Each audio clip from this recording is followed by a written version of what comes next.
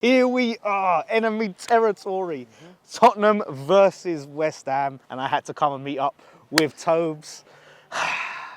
Boy, It's been a long time, man. It's been Yeah. a long time since we've locked horns, bro. Yeah. Been a long time. it has. And yeah, I think it was it last season or season before? I was outside this stadium. And listen, you was confident going into it.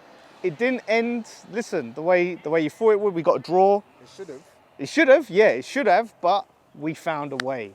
This A jammy way. weekend.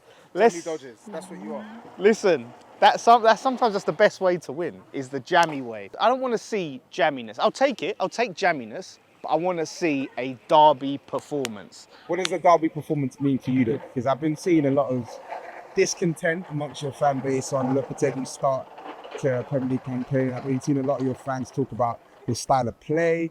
But I've also seen fans like yourself not happy with the performance, not happy with the football, but being patient with him, giving him time. So I want to know, what does a derby performance look like when you factor in the players that you sign, the new manager, and just the expectation on the type of football that you want to play away from Moyes Ball? All that expectation type of play this weekend, that can go out the window as far as I'm concerned. You would just win by hook or crook? Yeah, but I want to see effort. I want to see 100%. I want to see crunching tackles, yeah. When I talk about derby performance, I want to see blood and fire. Okay. That's what I want to see on Saturday. Cool. And we didn't see that against Chelsea. Yeah. It was meek.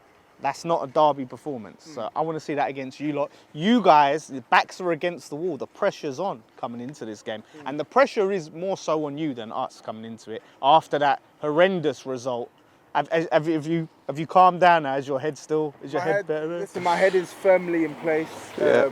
I didn't blow up any airports. Yeah, that was wild. But no, I'm still not over it. I'm sorry. I'm not going to be over that result for a long time, because I just feel like that is literally the antithesis of what I want to see at Tottenham. Like, that is literally the gutless results and second half performances that no fan wants to see associated with their club. So for me, I'm not going to get over that for some time, but beating you lot on Saturday will be a good way to actually get back to a positive feeling towards this team. That's the thing. Like, when I look at it, Ange Postecoglou, the one word that comes into mind is disappointing, because he started with so much promise. And I even said, like, it was hard for me to dislike him, like, as someone who hates Tottenham. He was a likeable guy, but he also, like, he was playing football the right way and getting results. And it seems you got found out. And I come into this season, and I think I predicted you, had you top 4, because I looked at, thought, Ange, season under his belt, learned from a lot of the mistakes in the first season. We come into the new season, but he hasn't learned. I think he has learned. The problem is, he just doesn't want to take on what he's learned and apply it during the game. Because I think the biggest misconception for me personally is he's not changed anything, right? I think in black and white, the results are still as inconsistent as they are last year. In black and white, Spurs did lose to Arsenal this season like we did last season. We lost to Newcastle like we did last season. But if you actually look at, and I don't want to be one of these like underlying metrics merchants, right? But so I'll go with my eye test first. You do say that a lot, underlying metrics, though. That's kind of like your catchphrase. No, but so that's why I said I'll go with the eye test first. Okay. I'll go with the eye test first. On the eye test, I think in all but maybe one game this season, I think we've actually played some good stuff, right? I think we played some good football. I think we played good football against Leicester, against Arsenal in the first half, against Newcastle for pretty much the entire second half, Brighton in the first half, Man United most of the game, Brentford, Everton. There's not a single game this season where I can actually say Spurs haven't really played well. Spurs haven't really competed. The problem for me is Ange has been too slow to change things when shit gets left. His game management is poor. It's terrible. It's absolutely shocking. So when people say things haven't changed, they have changed a little bit. I'm not seeing every game both our fullbacks inverting. I'm seeing in pretty much most of our games, whenever we're trying to defend transitions, we've got 4 ready to defend transitions. It's not like last season where he's literally leaving it just to Van de Ven and Romero. I've seen him try to switch up his use of Brennan Johnson in recent weeks. Brennan, you'll notice he's not hanging on the wing Yeah. constantly. He's actually being able to get more touches in the box. Kulusevski's now in the team. He's getting all the touches in the central areas to drift right. So there's little things I've seen that tells me you can change, because everything you're saying about, oh, this is how we play, this is who we are, it's a bit of a myth, because you have changed both offensively and defensively. My issue is you're not changing enough in the moments that matter. And I think his attitude in those moments that matter and his resistance to change is what could be his undoing. Yeah. I want him to stay. I think he is a good coach, and I do think he has good footballing principles, but I think his mentality is just completely warped. He seems too stubborn. It's not, yeah. One is stubbornness, and it's just warped mentality and warped mindset to think that you can see something that is continuously damaging this team. You can see that some of your actions are leading to the team being damaged, and you're doing nothing. Like- You're doing nothing during the game to stop the bleeding. And then you're coming out post-match telling us, oh, I didn't want to make a change because I didn't want us to get a false result, or people keep telling me to go pragmatic, but I don't want to be like everyone else. I want to do it my way. I'm like, big man, what if your way is just good football, Spurs play well in patches and spells, and we don't win the games? That's not going to end well for you. Yeah. Right? I can talk about underlying metrics. I can talk about the fact that, I can talk about the fact that our underlying metrics defensively have actually been much better than they were last year. We're stopping teams. We're stopping teams from getting from getting as many attempts as they did last year. We're stopping teams from creating as many clear-cut chances as they did last year. We're creating. I think if you look at our XG this season, I think we're top 3 in the league this season. So all the underlying metrics are actually quite positive, and yet the results aren't coming. And why are the results not coming? Because of issues stemming from Ange stubbornness, stemming from players letting us down key moments. Weak mentality, soft underbelly. Yeah, listen, the amount of times I rib you about it, it's the truth. There is definitely a soft underbelly with Spurs and a weak mentality. You saw that against Brighton. There are certain players, no matter how talented they are, when it's time to rise, when we're going through adversity, where are you? You go missing.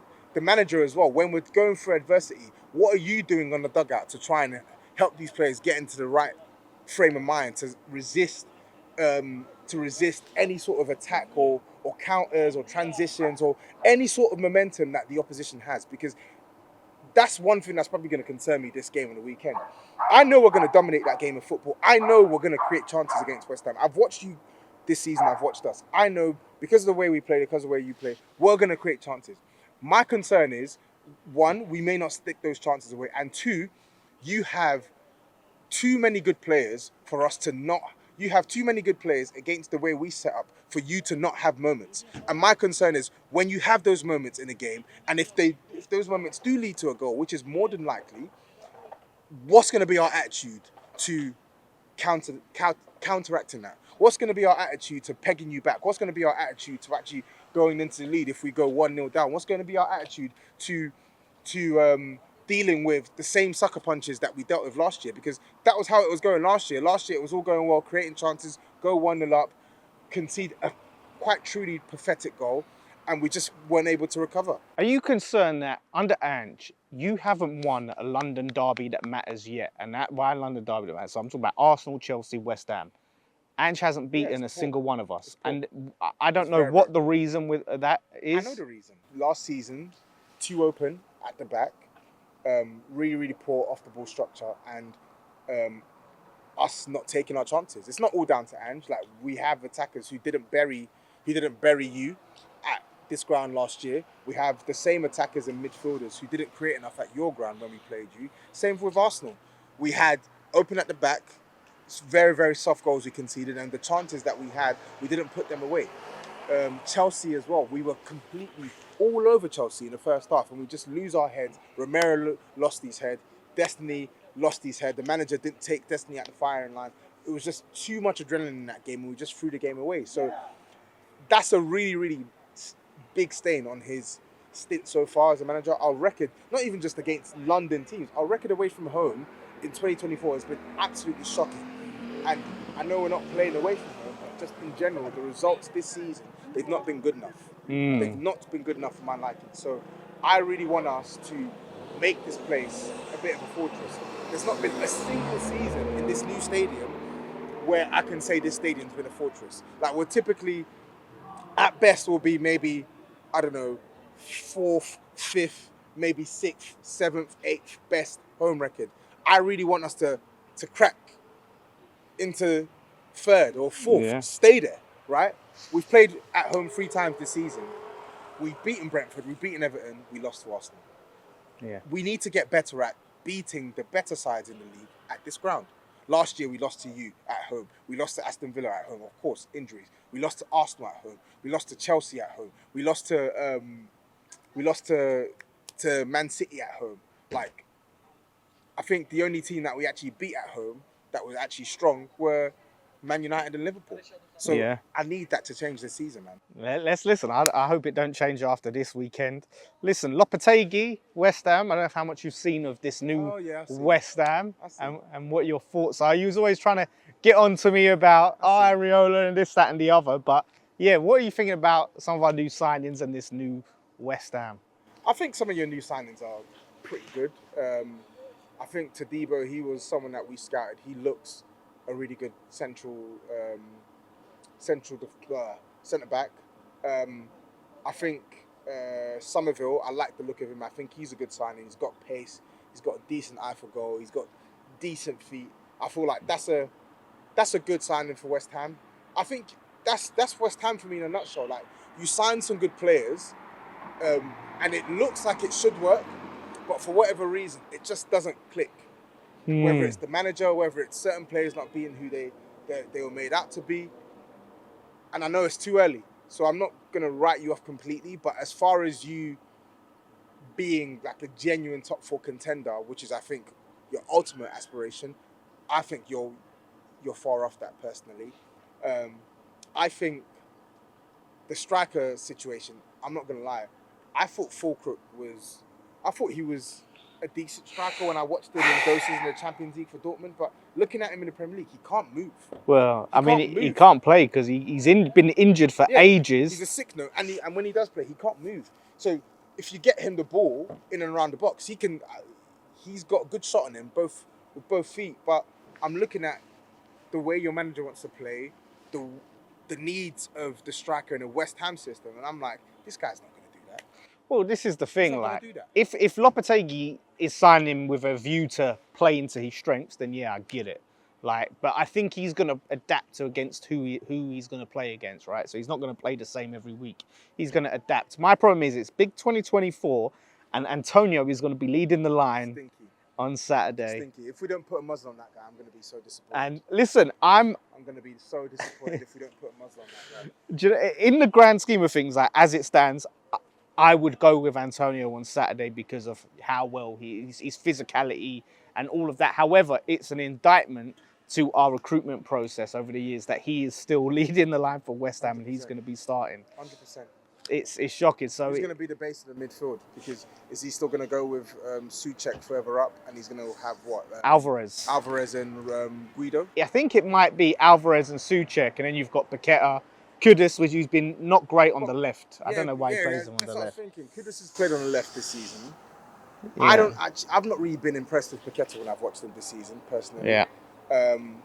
But I think when I've caught you, I know you say Kudus hasn't been impressive off the left. He's still been good, but like against his own standards. Like, he's not been poor. He's still been one of our better players, but yeah, he's not relative been to his standard. Yeah. Relative to his usual level, he's not fully at the race, which Yeah. I completely understand. That's the problem. For me, West Ham, if I look at the names, Paqueta, Kudus, Somerville, Bowen, that can cause Tottenham problems. That should be causing Tottenham problems. And I'm a bit worried about that attack. I don't think we're going to keep a clean sheet. I would love a clean sheet. I don't think we're going to keep one. I can just see Jared Bowen. For whatever reason, I feel like he relishes playing Tottenham, and I don't know. He pisses me off. Now he's got that armband as well. He played well here last season at this ground, and I think he played well away from home as well. And I just think he's a tricky customer, but even he hasn't really played to his usual standard this season. I know the form has picked up in recent weeks. I saw the highlights against Ipswich. I know like he's picking up momentum, but still, I I feel like there's still more I want to see from that West Yeah, Ham. this is the attack. difference with that Ipswich game. That was the first time we had near enough the same lineup we had in the previous game. The lineups have been drastically different, so their team hasn't really been able to get any consistency or momentum. So that's what I'm interested in seeing if we stick to that and we can build that. Yeah. But before we get a prediction, I want to look at like the Spurs team and who are we even going to face? You've had some injuries. Please tell me Timo Werner will be lining up against West Ham on Saturday. He won't be. Are you sure? Can you say that I'm without? positive. Oh, really? So Richarlison and Son are back in training. Okay.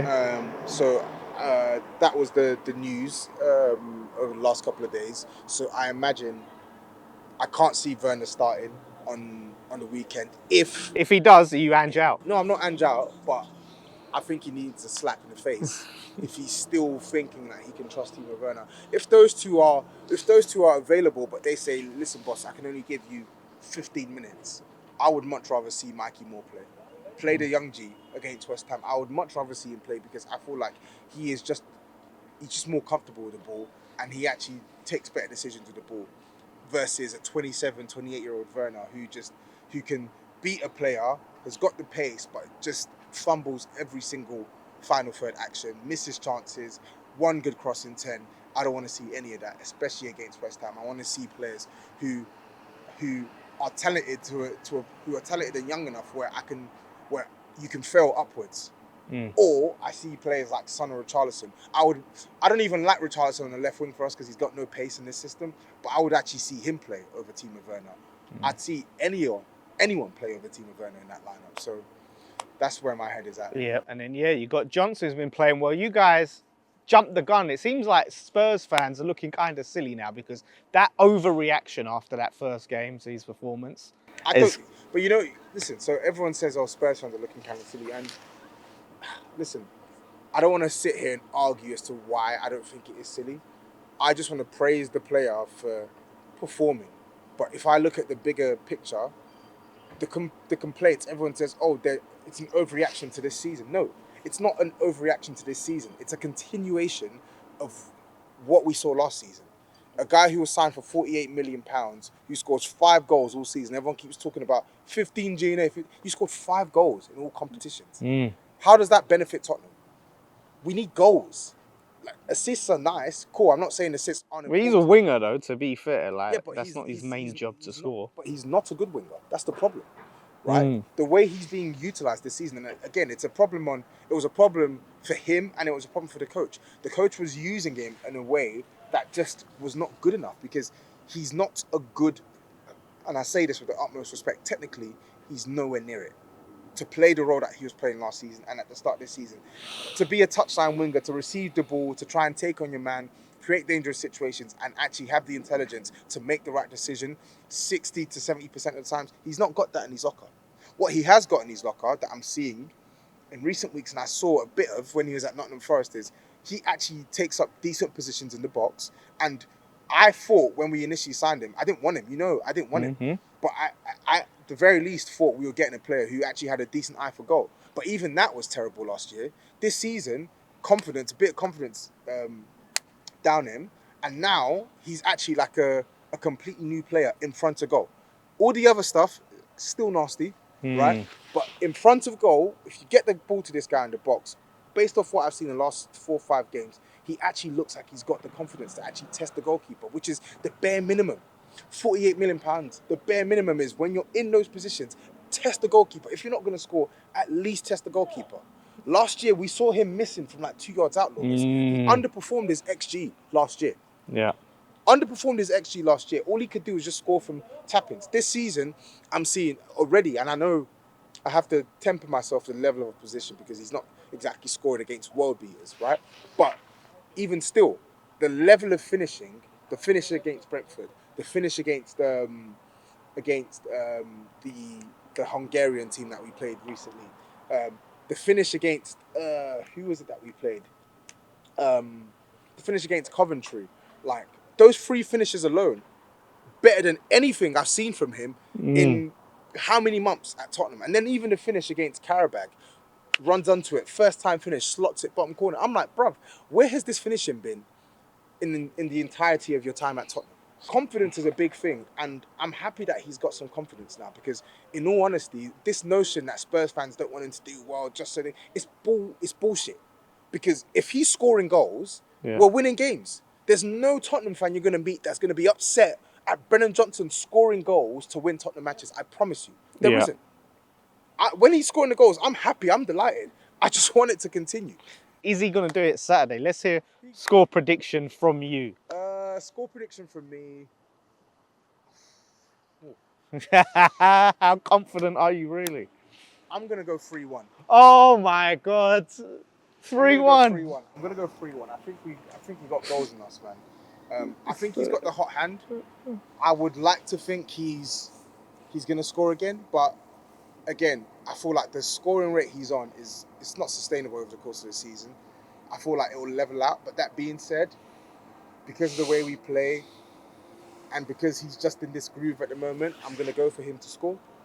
But I'm also going to go for Solanke to score as well. And you know what? I'm going to go for Maddison to score. Look at this. That's ridiculous. Like, listen, I'm not going to be like this guy. I'm not delusional. I'm going to say 2-2. Okay. Yeah, I'm saying 2-2. I'm not delusional, but I'm going to say 2-2. Okay, cool. How is that delusional? Okay, no problem. That's the result we got last season. Here? No. Yeah. No, did we? Yeah, you beat us last season. No, I thought that's when we was 2-0 down and we came back 2-2. Do you remember Ward-Prowse and Bowen? No, that was you won. And we drew against you at our ground. 1-1. Right. Okay. Well, then we won. There we go. So, boom. New manager, new era. 2-2. Bowen and Antonio on the score sheet. But I would love Souček to score, just for the head loss. Please, Souček. Let's see. So anyway, thank you for watching. Go check out the combined 11 on Tobe's channel. Tap in Tobes. Go check that out. It's going to be chaotic, as you can imagine. Yep.